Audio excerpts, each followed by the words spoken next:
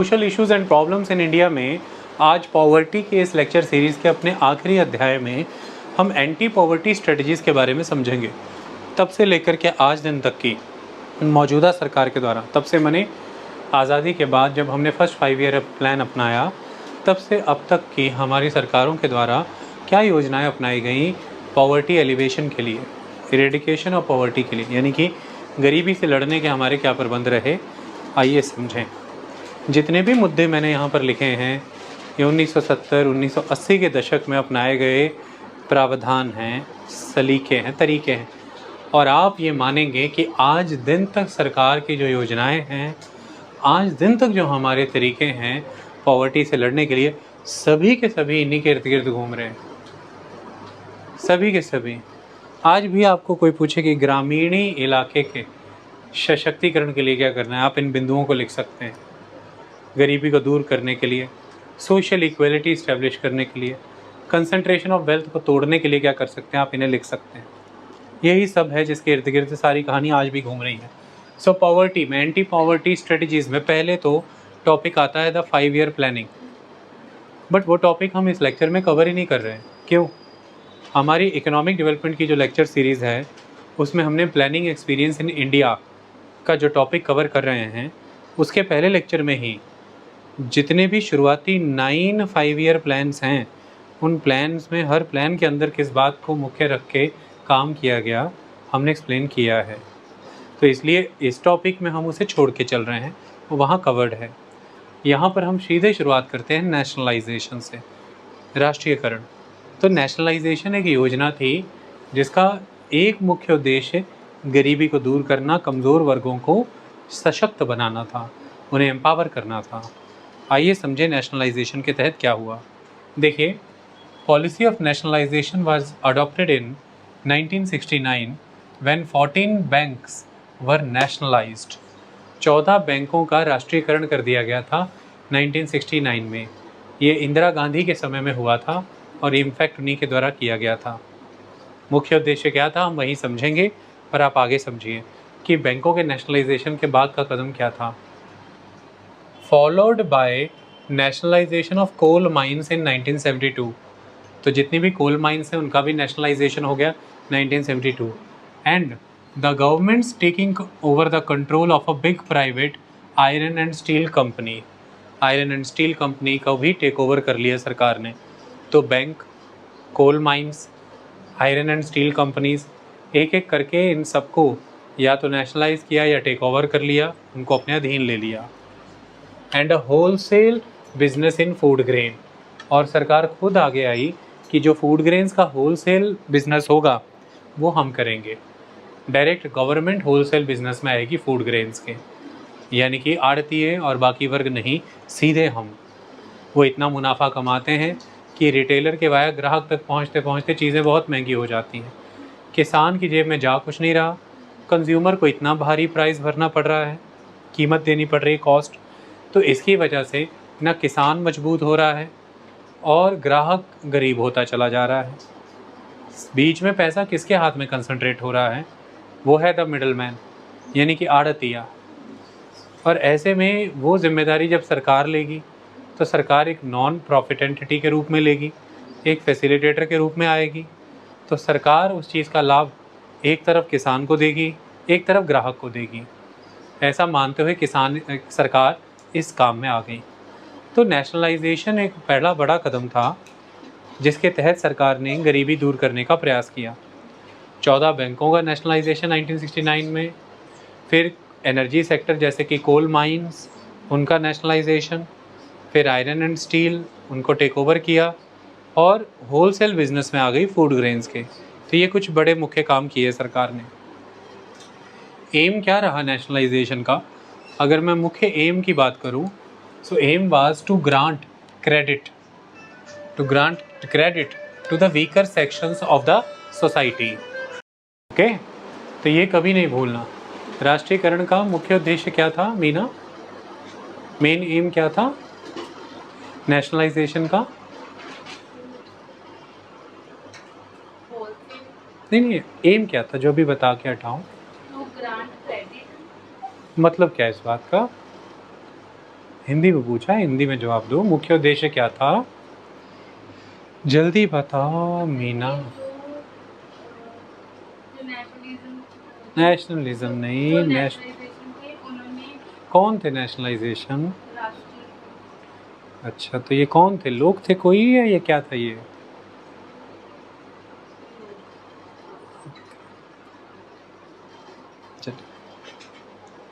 So, aim of nationalization was to grant credit to weaker sections, यानी कि जो कमज़ोर वर्ग है समाज का उस तक लोन लेकर के जाना, उसको फाइनेंशियल हेल्प ऑफर करना, उसको फाइनेंशियल सपोर्ट देना, उसे क्रेडिट देना। तभी तो बैंक नेशनलाइज किए। देखिए, अब तक ये हो रहा था कि देश की जनता का जो गाढ़ा मेहनत से कमाया धन था, देश की जनता उसे सेव कर रही थी। तो एक तरफ सरकार योजनाएं चला रही थी, लोगों को इन्फ्लुएंस और इंस्पायर कर रही थी कि आप ज़्यादा से ज़्यादा सेविंग्स करिए, ताकि जो नेशनल सेविंग्स हैं वो बढ़ें और वही पैसा लोगों को अपनी एंटरप्रेन्योरियल एक्टिविटी, अपनी एंटरप्राइजिंग एक्टिविटीज़ के लिए दिया जा सके, तो वो कैपिटल बन जाए, पूंजी। तो जितना ज़्यादा नेशनल लेवल पर सेविंग्स इंक्रीज़ होगी, उतना ज़्यादा कैपिटल फॉर्मेशन हो सकता है देश में, और जितना ज़्यादा लोग निवेश करेंगे उतना ज़्यादा देश में रोज़गार पैदा होगा, प्रोडक्शन का साइकिल चल पड़ेगा।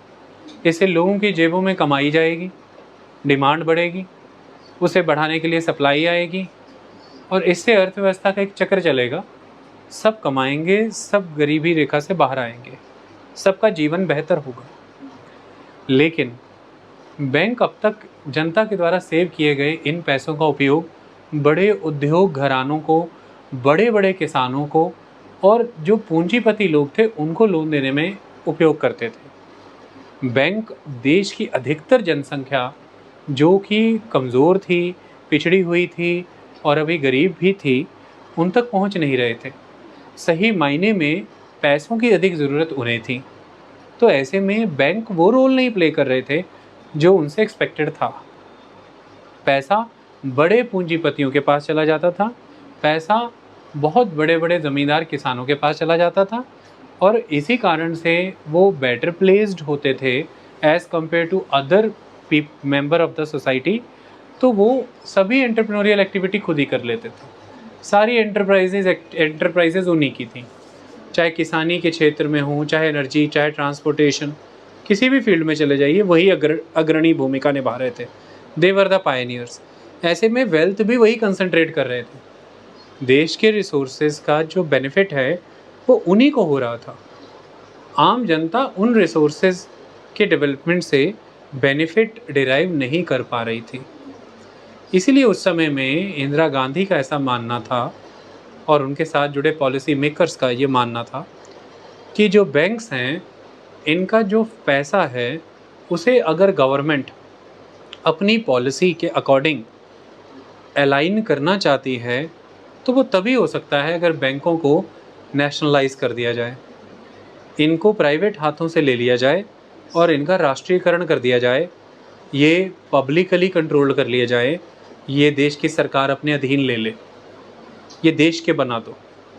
ओके, तो इसलिए आप सीधी भाषा में कहिए कि आज जहां एक तरफ मुहिम चल रही है, आज जैसे बैंकों को प्राइवेटाइज करने की एक मुहिम चल रही है, सरकार अपनी हिस्सेदारियां उनमें बेच रही है, कभी इसके उलट चल रहा था। सरकार उन बैंकों को अपने अधीन ले रही थी, उनको राष्ट्र की संपत्ति घोषित कर रही थी, राष्ट्रीयकरण हो रहा था, नेशनलाइजेशन। उद्देश्य क्या था कि उनका जो धन है, उनके पास जो पैसा है, जनता का पैसा जो बैंकों में आ रहा है, जनता के विकास में लगे, सबको फ़ायदा हो, देश पूरे का विकास हो। वो तभी होगा जब ये उनके अधीन होंगे जो नीतियाँ देश के लिए बना रहे हैं कि पैसा किधर जाना चाहिए। इसलिए मुख्य उद्देश्य नेशनलाइजेशन का यही था कि जो डिप्राइव्ड सेक्शन है सोसाइटी का, जो फाइनेंशियल इंक्लूजन में ही नहीं आ रहा, फाइनेंशियल घेरे में ही नहीं है, उसे पहले तो फाइनेंशियली इंक्लूड किया जाए, फाइनेंशियल इंक्लूजन की एक मुहिम चलाई जाए, उन्हें इस घेरे में लाया जाए और फिर उन तक इंस्टीट्यूशनल क्रेडिट पहुंचाया जाए, यानी कि जो संस्थागत तरीके से जो पैसा पहुंचाया जाता है, ऋण, वो पहुंचाया जाए, ताकि वो किसी इंडिविजुअल मनी लेंडर के हाथों न फंस जाए। ताकि वो किसी अनइंस्टीट्यूशनल मनी लेंडर या शाहूकार के हाथों ना फंस जाएं। तो बैंकों के द्वारा की जाने वाली लेंडिंग आप इंस्टीट्यूशनल लेंडिंग भी कह देते हैं, द इंस्टीट्यूशनल क्रेडिट सिस्टम, क्योंकि वो संस्थाएं हैं, पूरी संस्थाएं मैंने जो नियम कानून से चलती हैं, मन माफिक ब्याज नहीं लगा रही हैं, संस्थाएं जिन्हें कोई रेगुलेट कर रहा है। मनी लेंडर और शाहूकार को कौन रेगुलेट करता था? कोई नहीं। संस्थाएं जो किसी नियम कानून के अंदर बनी हैं, संस्थाएं जिन पर कोई कार्रवाई भी की जा सकती हैं। तो इसलिए ये कोशिश की गई देश के द्वारा कि देश का जो कमज़ोर वर्ग है उसे जो संस्थागत ऋण है वो दिया जाए, द इंस्टीट्यूशनल क्रेडिट उसके घेरे में लाया जाए। और इसके लिए ये नेशनलाइजेशन की मुहिम मुख्यतः चलाई गई।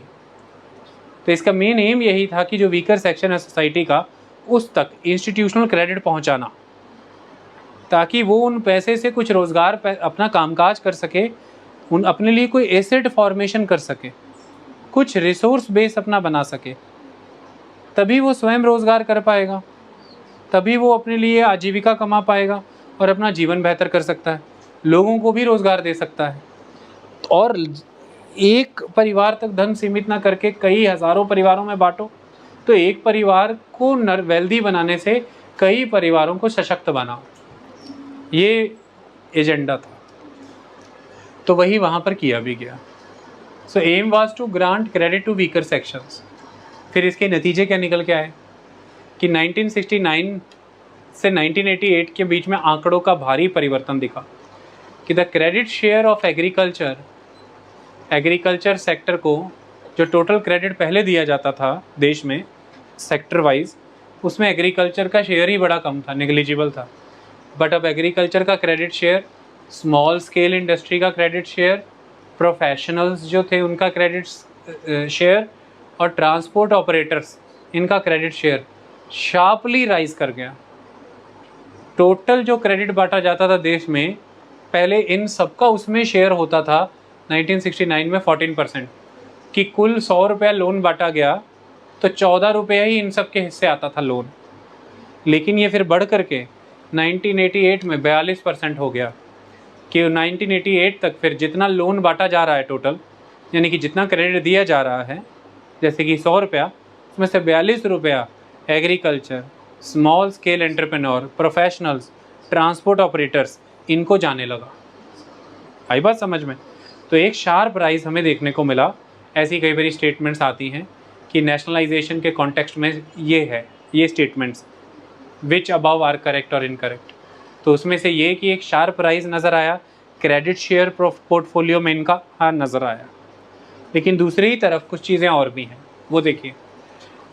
सो credit share of agriculture, small scale industry, professionals and transport operators has risen sharply from 14% in 1969 to 42% in 1988, and the banks have helped modernize the village community. तो विलेज कम्युनिटी का मॉडर्नाइजेशन हुआ। Modernisation का अर्थ यही है कि वो better transport network से जुड़े, उनके पास मशीनरी आई, वो बेटर टेक्नोलॉजी को एक्सेस कर पाए, उन्हें इंस्टीट्यूशनल क्रेडिट मिला, वो बेटर मार्केट्स को एक्सेस कर पाए अपनी गुड्स के लिए, अपने प्रोडक्ट्स के लिए। तो मतलब जो नवीनीकरण होता है, जो मॉडर्नाइजेशन जिन पर खड़ा रहता है, वो चीज़ें उन तक भी पहुंची हैं। तो इसलिए बैंक्स कहीं ना कहीं सफल हुए ग्रामीण इलाकों में नवीनीकरण लाने के लिए। लेकिन दूसरी तरफ देश भर ने नेगेटिव इफ़ेक्ट्स भी देखे इस नेशनलाइजेशन के। वो क्या थे? वो ये थे, ध्यान से सुनिए। द क्वांटम ऑफ प्रॉफिट्स, यानी कि चाहे वो कोल माइंस हैं, चाहे ही वो आयरन एंड स्टील कंपनीज, और चाहे ही ये नेशनलाइज्ड बैंक्स हैं, इनका जो प्रॉफिट का जो साइज़ होना चाहिए था वो बहुत ही कमज़ोर रहा।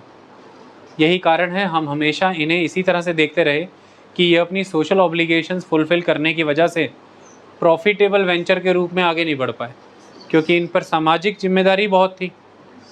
इन्हें कमज़ोर वर्गों को लोन देना था। फिर कोल माइनिंग को नेशनलाइज इसलिए किया गया कि उद्योग धंधों को सस्ता कोल उपलब्ध कराया जा सके। क्यों? क्योंकि गरीबी दूर करने के लिए सबसे बड़ी ज़रूरत यही थी कि आप तकरीबन सभी गाँवों तक बिजली पहुँचाएँ, और बिजली पैदा होने के लिए सबसे बड़ा तरीका यही था, coal based thermal power plant. बिजली पहुंचाएं भी और लोग उस बिजली को एक्सेस भी कर पाएँ, तो बिजली सस्ती भी होनी चाहिए। हमारे देश भर में बिजली क्या सब्सिडी का मुद्दा कितना बड़ा मुद्दा है आज भी। तो वो सब्सिडी का मुद्दा इसलिए सरकारें प्रेफर कर पाती हैं या अफोर्ड कर पाती हैं क्योंकि उन बड़े बिजली घरों में जो कोयला जहाँ से आता है वो कोयला सरकार का ही है। तो सरकार कोयले की कीमतों को मैनिपुलेट कर सकती है अपनी मर्जी से। उस हिसाब से उस बिजली घर जो है, जो कोयले के दम पर power plant energy electricity produce कर रहा है, उसकी जो इनपुट कॉस्ट है वो मैनेज कर लिया सरकार ने, क्योंकि सरकार ने कोयले की कीमत को मैनेज कर लिया। इससे सरकार बिजली की जो दरें हैं, जो इलेक्ट्रिसिटी का रेट है, उसे भी मैनिपुलेट कर गई फिर। और इस तरह सरकार सस्ती बिजली दे सकती थी। सरकार यही कह रही थी कि हम लोग गरीबी दूर करना चाहते हैं और बिजली पहुंचाना बहुत ज़रूरी था अगर खेतीबाड़ी का विकास करना है। क्यों? क्योंकि इरिगेशन अगर पहुंचाना सरकार का जिम्मा था, सिंचाई, तो वो नहीं हो सकता था जब तक बिजली नहीं पहुंचे। क्योंकि ग्रीन रेवोल्यूशन के तहत ट्यूबवेल लगाने ज़रूरी थे और ट्यूबवेल तभी काम करेंगे अगर बिजली होगी, और बिजली पहुंचाएंगे, इरिगेशन पहुंचेगा तो किसान मजबूत होगा, गरीबी दूर हो जाएगी। ये सारी चीज़ें देखिए तो कोल माइनिंग है, आयरन एंड स्टील इंडस्ट्री है, इन पर तो जिम्मा ही बहुत बड़ा है सामाजिक। प्रॉफिटेबल वेंचर की तरह तो काम कर भी नहीं सकते, तो प्रॉफिटेबिलिटी कॉम्प्रोमाइज़ हुई है। मैं कह रहा हूँ इसलिए तो 1991 में फिर लिबरलाइजेशन, प्राइवेटाइजेशन, ग्लोबलाइजेशन हुआ और सिक इंडस्ट्रीज़ डिक्लेयर किया गया कई उद्योगों को। वो इसलिए कमज़ोर पड़ गए कि एक तो उन पर सामाजिक दबाव जिम्मेदारियाँ थी, दूसरा सरकारी होने के कारण जॉब सिक्योरिटी इतनी थी और फिर अकाउंटेबिलिटी इतनी कमज़ोर भी रही कि मैनेजमेंट ही बड़ी पुअर रही इन उद्योग धंधों की। तो वीक मैनेजरियल एक्टिविटीज़ के कारण भी ये डूब गए। बट हाँ, क्वांटम ऑफ प्रॉफिट जो है वो सेटिस्फैक्ट्री नहीं रहा कभी भी। और उसके बाद the standard of service to the general public, जैसी सर्विस का स्टैंडर्ड एक्सपेक्ट किया गया था कि जनता को मिलेगा, वैसा नहीं हुआ। सरकारी बैंकों का हाल आपने देखा ही है। आप अक्सर उनकी कंप्लेंट इसी बात पर करते थे कि घंटों लाइनों में लगे रहे। स्टाफ का एटीट्यूड ही बहुत नेगेटिव है, बदतमीज़ी से कई बार बात करते हैं, फिर कई देर तक काम नहीं करते, फिर धीमे धीमे लगे रहते हैं, फिर चाय पीने जाए तो चाय पीते रहते हैं, लंच के लिए बंद कर दे तो खोलते नहीं। वो तो अब धीरे धीरे सख्ती बरती है सरकार ने कि बैंक किसी भी टाइम बंद नहीं रहेगी, लंच में 2 आदमी जाएंगे, 2 बैठेंगे, लाइनें ना बने उसका प्रबंध किया जाए। मैनेजर के कमरे तक अब आप सीधा चले जाते हैं। पहले तो मैनेजर ही ऐसा लगा करता था जैसे कि मुगलिया बादशाह किसी तख्त पे बैठा है। उसके दफ्तर के अंदर घुसने से पहले रूह कांप जाया करती थी आदमी की कि अंदर जाए कि जबकि अपनी एफडी है और पता करना है कि बैलेंस। बाहर वो बता नहीं रहे, आप घबरा रहे हैं कि मैनेजर के कमरे में जाके पूछ ले तो क्या। अब ऐसा नहीं है, मैनेजर अक्सर बाहर के काउंटरों में नज़र आ जाते हैं काम करते हुए। तो जो जनरल पब्लिक को जिस लेवल का सर्विस देना था वैसा स्टैंडर्ड भी फील नहीं हुआ। डिपॉजिट मोबिलाइजेशन, बैंकों का मेन आधार ही रहता है कि डिपॉजिट्स बढ़ाओ, याद है ना। डाक खाने वाले आपसे क्या कहते हैं कि डिपॉजिट लेके आ, यही फाइनेंशियल इंस्टीट्यूशंस जितने भी उनका मेन यही है। उस स्तर पर डिपॉजिट्स भी मोबिलाइज नहीं कर पाए नेशनलाइजेशन के बाद बैंक, क्योंकि वही कहानी है कि एम्प्लॉय की जॉब की सिक्योरिटी हो गई, अब उसके सिर पर तलवार लटक रही है, फिर भी उसे टेंशन कोई नहीं कि ज़्यादा से ज़्यादा क्या कर लेंगे। और एक कल्चर बना लिया कि जितना काम करके दोगे तुमसे उतना ज़्यादा करवाएंगे, क्योंकि 6 लोग भर्ती हुए हैं, 4 करते नहीं हैं, वो ढीठ पहले के हुए पड़े हैं, नया आया है बच्चा और ये नया उछल के काम ज़्यादा कर रहा है, तो इसे भी फिर बाकी 4 का भी इसे दिए जा रहे हैं। तो फिर इसे किसी से आने ने गुरु मंत्र दिया कि भाई तू ऐसा मत कर, वरना तेरे जो अस्थि पिंजड़ है वहीं बचे रह जाएंगे और तेरी चमड़ी सुखा देंगे धूप में लो। तो चुप करके जितना काम करना उतना कर, बाकी तेरे को कोई क्या कर लेगा, तेरी सरकारी नौकरी है।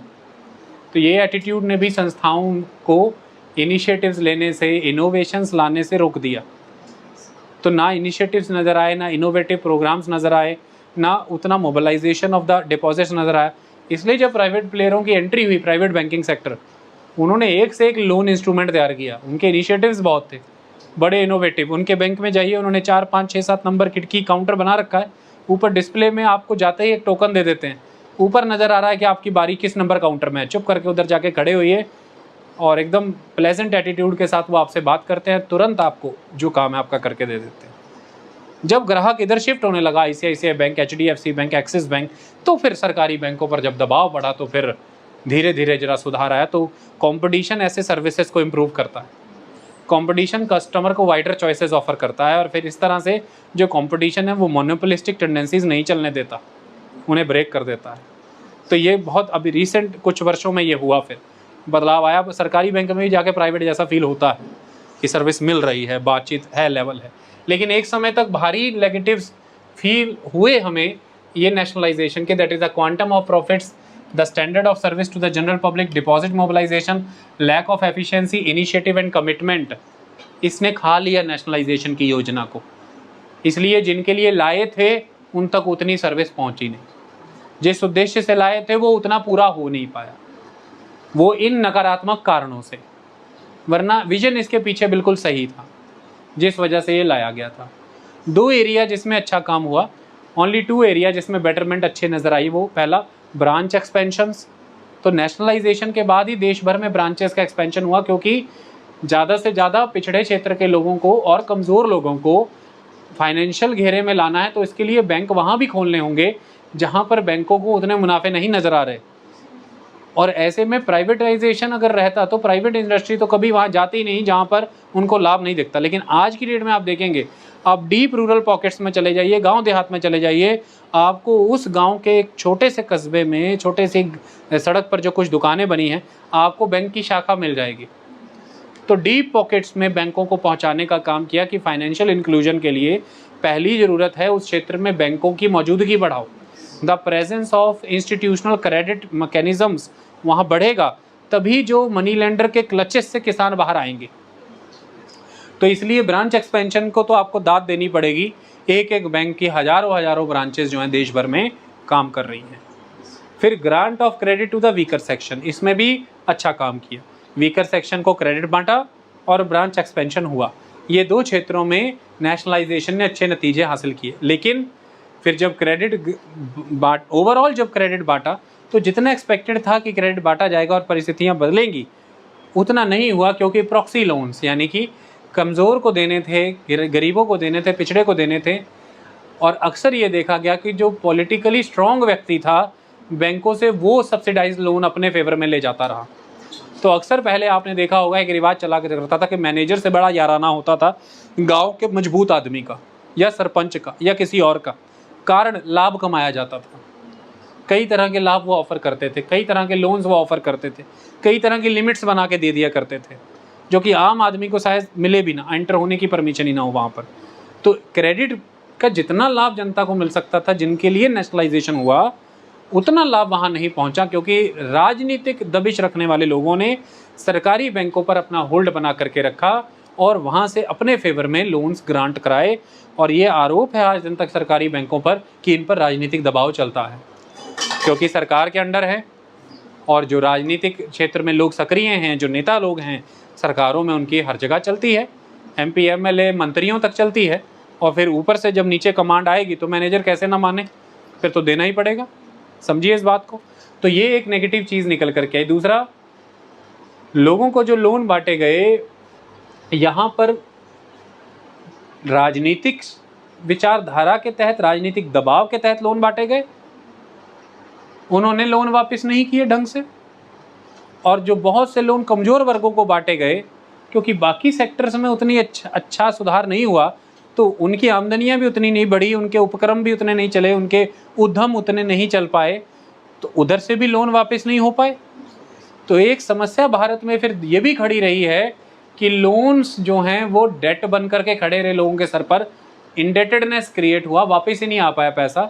इसलिए ये भी चुनावी वादा बन गया कि लोन वेव कर देंगे, लोन वेव कर देंगे। नेशनल फ्रंट गवर्नमेंट ने 1990 में वादा किया था कि 10,000 करोड़ का आपका लोन जो है, जिन लोगों पर 10,000 तक का लोन है उनका लोन वेव कर देंगे। ऐसा कहा गया कि उन सबका लोन वेव कर देंगे। और इस चक्कर में सरकारी खजाने को, यानी कि पब्लिक एक्सचेकर को भारी नुकसान भुगतना पड़ा। ये तब की बात नहीं है, अभी रिसेंट पिछले कुछ वर्षों पहले मध्य प्रदेश चुनाव हुआ था, लोन वेवर पॉलिसी ने वहाँ बड़ी भूमिका निभाई। लोन वेवर पॉलिसी ने वहाँ बड़ी भूमिका निभाई थी कांग्रेस को जिताने में। पहले कांग्रेस ही जीती थी, कमलनाथ मुख्यमंत्री बने थे, बाद में ज्योतिरादित्य सिंधिया ने छोड़ दिया, तो फिर उनकी सरकार गिर गई, तो फिर बीजेपी आई। और वो कमलनाथ की सरकार तब इसलिए बनी थी, ऐसा कहा गया कि लोन वेवर स्कीम वो लेकर के आए। तो 70,000 करोड़ का कर्जा, 50,000 करोड़ का किसानी कर्जा जो है माफ़ कर देंगे। सरकार तो वो माफ़ कर देती है। क्या करती है सरकार माफ़ करके? कि बैंकों को कह देती है कि अब इनसे नहीं वसूलना है। इनसे नहीं वसूलना है। हमने आपको कमांड दे दी, आप सरकारी ही हो बैंक, हमारे ही हो बैंक, वो यहाँ एडजस्ट कर लेना 70,000 करोड़ रुपया। लेकिन अल्टीमेटली बैंकिंग सिस्टम में तो वो पैसा डालना ही पड़ेगा। वो कहाँ से डाला जाएगा? जो सरकारी खजाना उसमें से। सरकारी खजाना क्या होता है? आपका पैसा। The treasury of the government is nothing but the amount of the public exchequer at the dispense of the government. आप ही का पैसा सरकार के पास बस हिफाजत के लिए रखा है एज ए कस्टोडियन। तो वहाँ पर दबाव बढ़ा। कई आरबीआई गवर्नरों ने, कई नीतिकारों ने ये समझाया कि ये पॉलिसी ठीक नहीं, इसके इकोनॉमी पर नेगेटिव इम्पैक्ट पड़ेंगे, क्योंकि आगे के लिए वो जो लोग लोन नहीं दे पाए वापस, उनको नए लोन मिलने नहीं, क्योंकि एक बार तो अब वो ब्लैकलिस्ट हो गए ना, डिफ़ॉल्टर कहला गए ना, अब तो आगे से लोन नहीं मिलेंगे। तो फिर वो वापस चले जाएंगे किनके क्लचेज़ में? मनी लेंडर और शाहूकार के क्लचेज़ में चले जाएंगे। फ़ायदा क्या हुआ नेशनलाइजेशन का? दूसरा फ़ायदा क्या हुआ? इतना लोन वेव करने का, पब्लिक एक्सचेकर पर भी दबाव बनाया। घूम फिर कर कहानी फिर आ गई कि आगे के लिए वो लोन के लिए क्वालिफाई नहीं होंगे, क्योंकि उनका नाम डिफ़ॉल्टर लिस्ट में तो आ गया। इस बार लोन माफ़ हो गया, अलग बात है, पर आगे से फिर वो हमारे पास लोन लेने नहीं आएंगे, फिर वो उसी घेरे में चले जाएंगे। और दूसरी बड़ी बात, प्रोडक्टिव कुछ भी नहीं हो पाया। आपने उन्हें लोन दिया, उनकी परिस्थिति वैसी की वैसी, और आपने बाद में उसे माफ़ कर दिया। प्रोडक्टिव क्या हो पाया? प्रोडक्टिव नहीं हो पाया कुछ भी। तो लोन देने का तो पर्पज़ ही रिजॉल्व नहीं हुआ। और अगर ऐसी टेंडेंसीज़ को हम प्रमोट करते रहे लोन माफ़ करके, तो जो लोग जेन्युइन लोन पे करते भी हैं, उनमें भी ये नेगेटिव सेंटीमेंट डेवलप हो जाएगा कि लोन पे नहीं करना, एट द एंड वेव हो जाता है। इससे इंस्टीट्यूशनल बैंकिंग सिस्टम ही कोलैप्स कर जाएगा और फिर से दबदबा हो जाएगा मनी लेंडर्स का, शाहूकारों का। ऐसे तो हम अपने हाथों से एक संस्था को ख़त्म कर रहे हैं, लोगों में ये सेंटीमेंट प्रमोट करके कि OTS हो जाएगा, वन टाइम सेटलमेंट हो ही जाएगा, लोन वेव एक दिन हो ही जाना है, नहीं पे करना है, देखा जाएगा जो होगा। ये सेंटीमेंट इज़ नॉट करेक्ट। इससे बैंकिंग कॉन्फिडेंस गिरता है, प्रोफेशनलिज्म कॉम्प्रोमाइज़ होता है, बैंकिंग एफिशिएंसी गिरती है, हम ग्लोबली कॉम्पिटिटिव नहीं रह पाते हैं। तो ये कई बार सुझाव दिए गए, लेकिन ये सिस्टम रहा, नेशनलाइजेशन की एक योजना रही, गरीबी के उन्मूलन में इसकी बड़ी भूमिका है। ओके, उसके बाद आता है next step is the 20 point programme. अब ये 20 पॉइंट प्रोग्राम को समझिए। देखिए पॉवर्टी एलिवेशन से जुड़ी गतिविधियां और प्रोग्राम थर्ड 5 ईयर प्लान 1961 से 66 में ही आने शुरू हो गए थे, इसे आप याद रखिएगा। फिर 5th 5 ईयर प्लान जब ये आएगा 20 पॉइंट प्रोग्राम, तब पर्टिकुलरली एम्प्लॉयमेंट को सपोर्ट करते हुए कई प्रोग्राम लाए जाएंगे, जिससे कि इनकम बढ़ाई जाए, लोगों की आमदनी सीधे लोगों की बढ़ाई जाए, गरीबी पर अटैक किया जाए। ओके, अब चाहे वो सेल्फ एम्प्लॉयमेंट को बढ़ाया जाए, चाहे वेज एम्प्लॉयमेंट को बढ़ाया जाए, पर इस तरफ एफर्ट्स किए जाएं। For the poverty elevation we need to simply attack on the causes of the poverty, and the major cause is the unemployment. So we need to provide the masses with the employment opportunities. So we need to strengthen their economic condition. उसके लिए जो करना पड़े वो करेंगे। तो सुधार यहाँ से देखिए कि जुलाई 1975 में इंदिरा गांधी के द्वारा ये लाया गया 20 पॉइंट प्रोग्राम। क्या है देखिए, क्या पर्पस था? For reducing poverty and economic exploitation and for the upliftment of the weaker sections of the society. गरीबी को ख़त्म करना, आर्थिक तौर पर जो शोषण हो रहा है, इकोनॉमिक एक्सप्लॉयटेशन, उसे ख़त्म करना और वीकर सेक्शन का अपलिफ्टमेंट हो सके, इसके प्रयास किए गए। क्या आएंगे इसके मुख्य गोल? क्या थे देखिए, 5 गोल्स थे। पहला, कंट्रोलिंग इन्फ्लेशन, तो महंगाई कंट्रोल करो। जितने भी योजनाएं लाते हैं, जितने भी प्रबंध करते हैं गरीबी दूर करने के लिए, हम उनके जेब में पैसा डालते हैं, महंगाई लूट के ले जाती है उसे, वो जस के तस ही बने रहते हैं। फिर यही महंगाई हमें भी नुकसान पहुंचाती है, मैंने सरकार को, क्योंकि हम जब उनके जेब में अनाज डालते हैं या उनके जेब में कोई योजना पहुंचा दें, हम खर्चा करके ही पहुंचाते हैं, तो हमें भी ज़्यादा खर्चा करना पड़ रहा है महंगाई के कारण। इसकी वजह से पब्लिक एक्सचेकर को लॉस हो रहा है, सरकारी खजाना लूट रहा है कि नहीं, हमारी करेंसी कमज़ोर चल रही है। तो इन्फ्लेशन को कंट्रोल करना ये एक गोल रहेगा। गिविंग इंसेंटिव टू प्रोडक्शन, जो भी लोग प्रोड्यूस कर रहे हैं, प्रोडक्शन में कंट्रीब्यूट कर रहे हैं, उन्हें इंसेंटिव्स ऑफर करना, उन्हें मोटिवेट करना, पॉजिटिव एटमॉस्फेयर क्रिएट करना प्रोडक्शन के लिए। Welfare of the rural population के लिए वेलफेयर योजनाएं, अभी समझ आ जाएंगी कि कौन कौन सी वेलफेयर योजनाएं। ग्रामीण क्षेत्र का विकास ही भारत का विकास है। गरीबी भी ग्रामीण इलाके में है, ग्रामीण इलाके से ही भारत वर्ल्ड पावर बनेगा। वहीं रोज़गार पहुंचाइए, वहीं इकोनॉमिक डेवलपमेंट पहुंचाइए। अगर भारत को वर्ल्ड पावर बनाना चाहते हैं, rural development is the key. इसी बंद करो यार, उस पर फोकस करिए। सो that welfare of the rural population. The next goal is the lending help to the urban middle class. Urban middle class होता है जो डिमांड मोबिलाइज़र होता है। सही मायने में किसी भी मुल्क में अगर अर्थव्यवस्था को पूरी तरह से आपको एक्टिवेट करना है, आपको मिडिल क्लास को सपोर्ट करना होगा।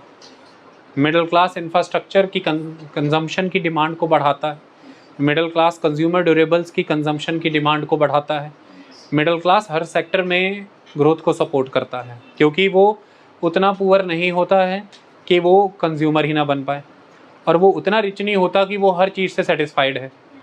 वो एक सेक्टर से निकल के, गरीबी से निकल के अमीरी में जा रहे वाले बीच के ट्रांजिशनल फेज़ में होता है, इसलिए वो तेज़ी से चीज़ों को कन्वर्ट कर देता है। जैसे कि अगर आप देखें तो अर्थवॉर्म्स जो होते हैं, जैसे कि केंचुए, वो इधर से तेज़ी से चीज़ें खा रहे हैं और उनका एक्सक्रीटा, चीज़ों को प्रोसेस करके जो बाहर निकाला है वो एक्सक्रीटा है, वो खाद है। मतलब इधर सामान रखिए उसे वो खाते जाते हैं और जो दूसरी तरफ निकल रहा है वो खाद बन रही है। खुद के लिए भी पोषण लिया और भूमि को भी फ़ायदा दिया।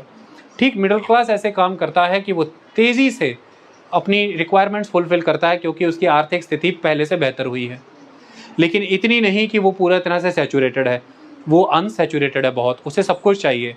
उसे scooter, motorcycle, fridge, air condition, cooler, नए बेड, सोफ़े, नया घर, अच्छी शिक्षा अपने बच्चों के लिए, हेल्थ, उसे सब चाहिए।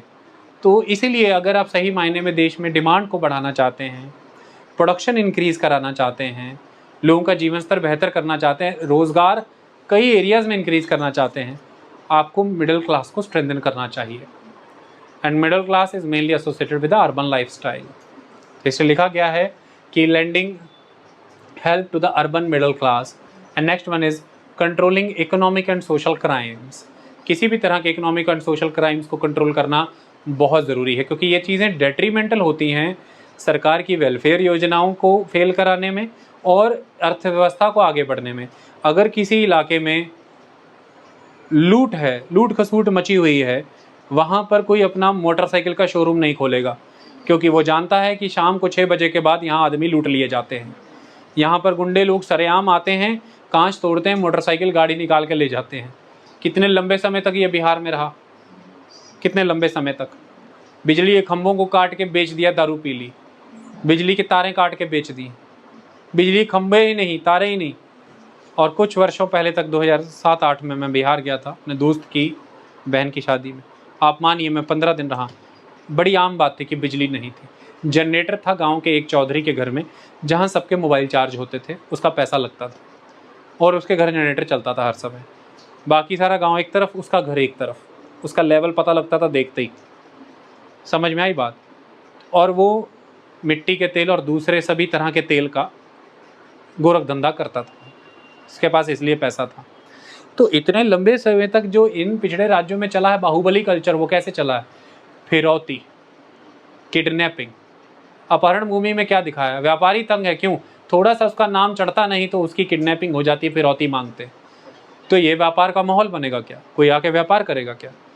बच्चे सेफ नहीं, उनकी किडनैपिंग हो जा रही है। अभी पंजाब में पिछले साल जब हत्या हुई सिद्धू मूसेवाला की, उसके बाद 2-3 महीने तक एक टर्बुलेंस रहा कि कईयों को फ़ोन आने शुरू हो गए फिरौती की रकम के लिए। माहौल कैसा बन गया था? डर का माहौल। तो कई तरह के इकोनॉमिक और सोशल क्राइम, इकोनॉमिक क्राइम्स में मनी लॉन्ड्रिंग भी आता है, टैक्स इवेजन भी आता है, हवाले का काम भी आता है। ये सब तरह के इकोनॉमिक क्राइम, सब तरह के जो सोशल क्राइम, चोरी, लूटपाट, मर्डर, फिरौतियाँ, रैनसम, ये सब कुछ इसमें आता है। ये सब जब तक रहेगा, ना तो रोज़गार के प्रोग्राम ढंग से चलेंगे, ना तो कोई आगे आएगा उन कामकाज में, ना ही इन्वेस्टमेंट्स आ पाएंगी, ना ही इंफ्रास्ट्रक्चर डेवलपमेंट होगा। डेवलपमेंट को सैबोटेज कर देती हैं ये चीज़ें। आई बात समझ में? कोई मोटिवेट नहीं होता वहाँ आगे आने के लिए। सब्जी वाली रेडी से सब्जी उठा लिया, पैसा नहीं दे रहे हैं, पूछा पैसा दीजिए भाई, 2 लगेंगे तेरे कान पे। जानता नहीं अपन कौन है। बाजार लगा हुआ है, हफ्ता वसूली चल रही। कितनी फिल्में बनी इस पर। मुंबई में कितना था, हफ्ता हफ्ता हफ्ता हफ्ता हफ्ता किस बात का? वो सब 1970, 80, 90 के दशक की मुख्य सामाजिक समस्याएं तभी फिल्मों का हिस्सा थी। हफ्ता हफ्ता हफ्ता मांग रहा है, फिर जैकी श्रॉफ आया, कहता हफ्ता किस बात का? एक भोला सा लड़का गुंडा बन गया जो कि सब इंस्पेक्टर के एग्जाम की तैयारी कर रहा था। उस मूवी में अमरीश पुरी भी है, वो उसी का बेटा था जैकी श्रॉफ, क्योंकि वो हफ्ता देने से मना करता था। लोगों को भी रोकता था। ये फिल्में कितनी पॉपुलर हुई, तो ये बड़ी बात थी। तो 20 पॉइंट प्रोग्राम के जो मुख्य 5 गोल थे उनमें यही था कि भाई एक तो महंगाई को कंट्रोल करना बहुत जरूरी है, तभी योजनाओं के लाभ बने रहेंगे, तभी सरकार पर भी बोझा नहीं चढ़ेगा। एक तो जरूरी है कि इंसेंटिव दिया जाए ताकि प्रोडक्शन तो बढ़ाएं। अगर सरकार को भी बांटना है तो कुछ पैदावार हो तो ही बांटेगी, आमदनी बढ़ेगी तभी जब पैदावार बढ़ेगी लोगों की। वेलफेयर हो रूरल पॉपुलेशन का, है ना, सड़कें बनाई जाए, वहाँ पर शिक्षा को ले जाया जाए, चिकित्सा को ले जाया जाए, सेहत, घर, निवास पहुँचाओ वही लोगों तक, लोग मजबूत तो हों, सशक्त तो हों। अर्बन मिडिल क्लास को मजबूती तो दो, इकोनॉमिक और सोशल क्राइम तो कंट्रोल करो, ओवरऑल एक एम्बियंस बनाओ। तो ये 5 मुख्य गोल है। आज भी आपसे इंटरव्यू में बात कर ली जाए, आज भी आपसे अगर कोई बातचीत पूछे तो आपको ये बताना है कि इन चीज़ों की, इन दिशाओं में काम करना है सर। इलाके पिछड़ते हैं इन कारणों से और उन्हें निकालना, उभारना है इन चीज़ों के माध्यम से। और फिर प्रोग्राम क्या थे 20 पॉइंट प्रोग्राम के अंदर? पहले जो प्रोग्राम आएंगे वो यहाँ पर लिखे हैं, फिर ये चल रहे हैं प्रोग्राम क्योंकि 1975 में आए हैं। और अब जानते हैं कि 1974 से 5 ईयर प्लान चला था, 5वां। 74 से 75 एक साल, 75 से 76 दूसरा साल, 76 से 77 तीसरा साल, 77 से 78 चौथा साल। बस इस चौथे साल में एक नई सरकार बन गई थी, जनता पार्टी की सरकार। उन्होंने चौथे साल में जब अंतिम दौर में चल रहा था 5 ईयर प्लान, तब कैंसिल कर दिया और अपना 5 ईयर प्लान चला दिया। लेकिन जनता पार्टी की सरकार भी कहाँ चल पाई। 1980 में वापस इंदिरा गांधी की कांग्रेस की सरकार आ गई और फिर कांग्रेस की सरकार आने के बाद अपना फिर से 5 ईयर प्लान चलाया उन्होंने। तो ऐसे में यहाँ पर ये होगा कि ये वाला जो 20 पॉइंट प्रोग्राम है 1978 में जनता पार्टी आके अबेंडन कर देगी, लेकिन वापस फिर 1980 में कांग्रेस ही आ जाएगी, इंदिरा गांधी। वो 1982 में इसे दोबारा चलाएंगे। तो 1982 में जो दोबारा चला है वो रीस्ट्रक्चर्ड 20 पॉइंट प्रोग्राम प्लान है। तो क्या रीस्ट्रक्चरिंग होगी वो मैं बता दूंगा। पहले प्रिंसिपल प्लान समझो, प्रिंसिपल प्रोग्राम को समझो। तो क्या है? Increase in irrigation facilities. Obvious, आज भी अगर आप देश को सशक्त करना चाहते हो तो गांव को सशक्त करो, खेती बाड़ी को सशक्त करो, यानी कि द विलेज इकोनॉमी।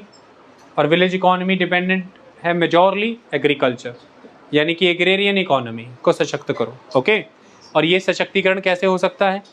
आप सिंचाई लेकर के जाओ। भारत की मुख्य समस्या ही ये है कि मेजॉरिटी हमारा एग्रीकल्चर रेन फेड है, हमें उसे इरिगेशन के अंडर लेकर के आना है अगर हमें किसान की आमदनी बढ़ानी है। आज कितने भारत का एग्रीकल्चरल एरिया है जो 12 महीने वाली खेती नहीं कर पाता, मजबूरी से वहाँ पर सिर्फ 2 ही फसलें होती हैं क्योंकि वर्षा के आधारित ही खेती होती है बस, और उसमें भी वो उतनी हाई इनकम ओरिएंटेड खेती नहीं कर पाते। उन्हीं क्रॉप्स के साथ उन्हें गुजारा बसर करना पड़ता है जो बिना इरिगेशन के हो सके, इसलिए उनकी इनकम उतनी बढ़ नहीं पाती। और ये हमेशा कमज़ोर किसान ही होता है। मजबूत किसान किसी तरह से वहाँ पर भी इरिगेशन की व्यवस्था कर लेता है क्योंकि डीजल इंजन सेट्स चला करके वो पानी नहरों का, नदियों का या ज़मीन के नीचे से निकाल लेता है। अब चलाओ, आई बात समझ में? तो if you want to really empower the India, you need to empower the village, and for the empowerment of the village you need to empower the agrarian sector, agriculture. For that irrigation is the must initiative. So that's why till date, so that's why minimum जो 20 point programme है गरीबी दूर करने के लिए उसमें increase in irrigation facilities की बात है। Next one is the increase in production programmes for rural employment.